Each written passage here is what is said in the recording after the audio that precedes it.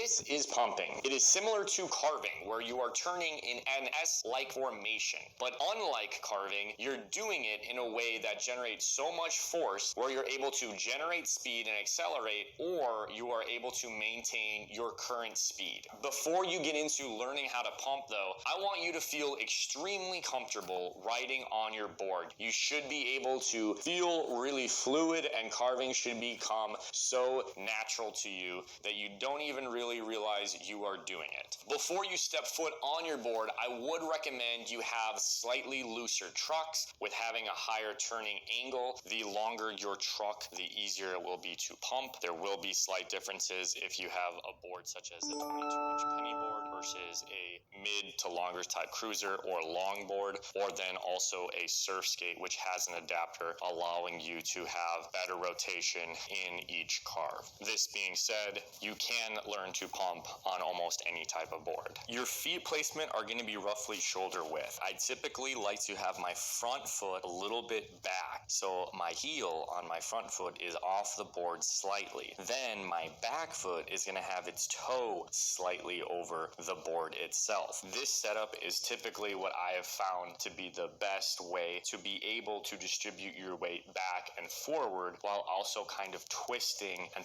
pushing down into the board when you pump. Now, when standing, you want to make sure you have a bend in your knee. You will be shifting your weight from your toes and your heels very aggressively, way more than you normally would when you're carving. When talking about the movement of pumping, a lot of it can be broken down into your top, mid, and lower body. Similar to carving, you want to use your arms and your shoulders to lean into the direction you are going. If you want to pump to the left, you're going to be leading your shoulders and arms to the left. Then when you want to pump right, you want to then turn your upper body to the right. Your lower body then follows your upper body. So it's kind of like your upper body is a mouse and your lower body is a cat, and you are following it as fast as you can.